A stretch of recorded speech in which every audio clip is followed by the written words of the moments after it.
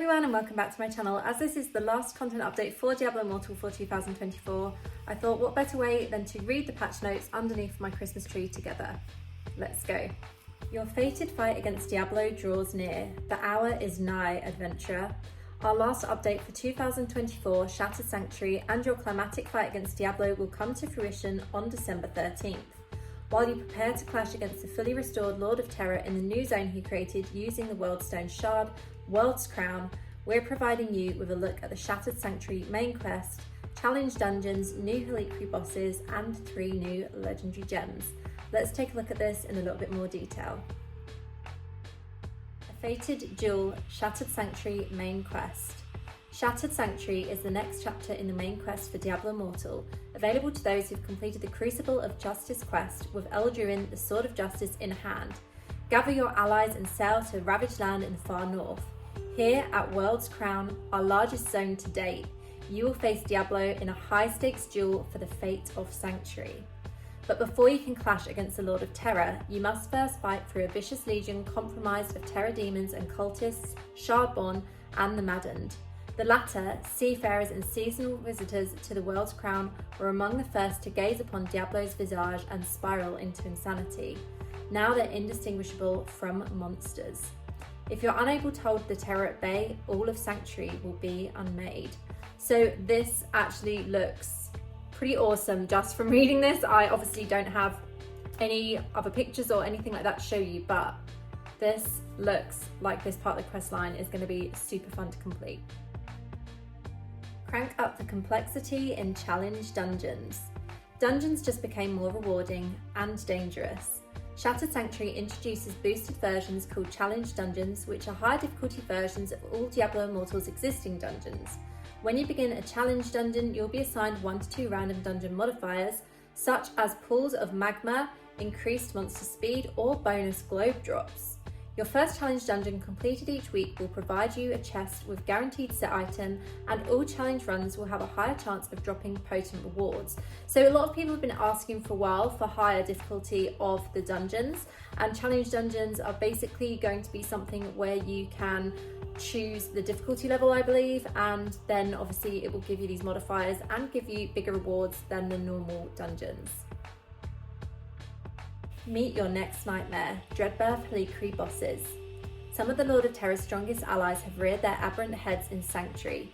Rayek will need your help more than ever to return these abominations to the crevices they've crawled out of. Gather your allies and prepare to unlock 3 new Inferno difficulties and various helpful rewards for slaying the Dreadbirth helliquary bosses.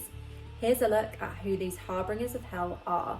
So I'm probably going to completely butcher these names because I always do when it comes to new names of helliquary bosses, but let's take a look at them.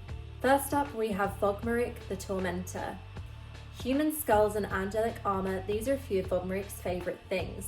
The demon stalks and tortures any human and angel unfortunate enough to enter his lair. Broken bones and cracked chest plates are kept for his converted collection, while superfluous flesh is tossed to the maggots. But while Vogmeric enjoys collecting trophies from his victim's body, nothing compares to the thrill of the hunt. Mulgeist the Molten. The demon Mulgeist resides deep within an enormous volcano slithering underneath the lake of lava. As of yet, no one has gotten close enough to the volcano to witness Mulgeist in its entirety, but the presence is made painfully aware through the plumes of magma that erupt from the volcano's maw. Villages surrounding the volcano hold charred bodies frozen in time, their hands held high in disbelief as Mulgeist set fire to the rain. So this boss unlocks Inferno 5. So if you've unlocked the last, or if you've completed the last helliquary boss on Inferno 3, that will unlock the previous boss, and completing that boss will unlock Mulgeist the Molten. Last up, we have Diosprey Sovereign Shade. When the sun cast its first shadow onto Sanctuary, Diosprey was born.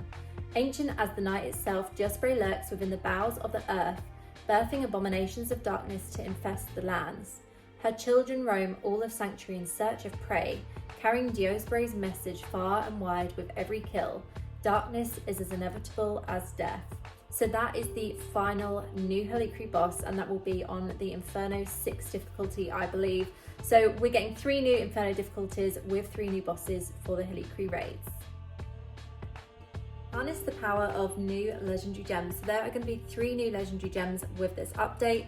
And obviously there was some leaks recently around legendary gems, but this is going to be the true facts and figures for each of those gems that's coming. So let's take a look at the first one. Golden Firmament 5-star gem. Dealing damage grants you Ascendance for 6 seconds, increasing your evasion rating by 12% and causing you to unleash 3 blasts of wind at random nearby enemies every second, dealing 110% base damage plus 486 to enemies they hit. Enemies struck by multiple blasts take 75% reduced damage from subsequent hits and cannot occur more often than every 20 seconds. Mercy's Harvest 2-star gem. Damaging enemies below 30% life conjures a scythe-wielding Reaper to cleave through nearby enemies, dealing 145% base damage plus 587 to enemies within the area. Additionally, enemies slain by the Reaper increase your damage done by 2% for 30 seconds, stacking up to 6 times.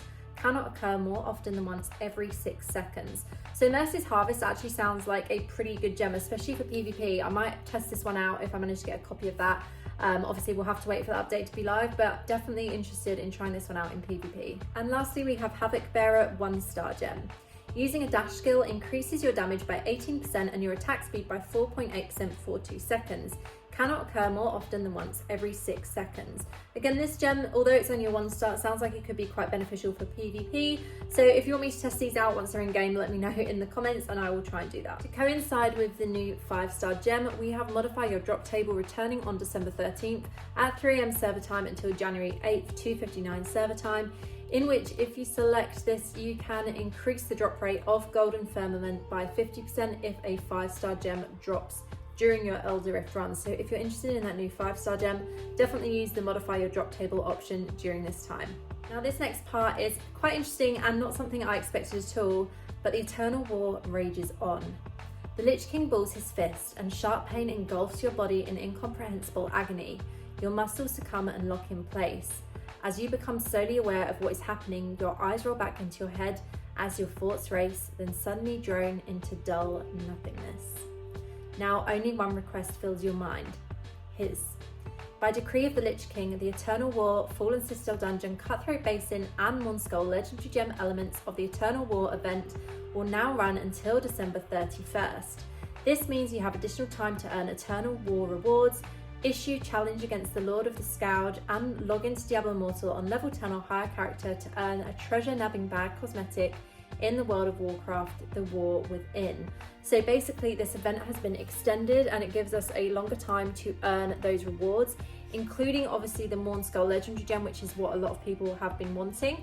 A lot of people have been disappointed about the fact that this is going to be harder to obtain after the Eternal War event ends, and so they've changed this update, so that will be running until December 31st. So if you're looking to gain any of the things from the Eternal War event, definitely focus on those tasks now while you can. So that is it from me for now. There are more details to come on December 11th and I will cover this in another video. I hope you're as excited about all of these updates as I am, and for now I'll see you in the next one.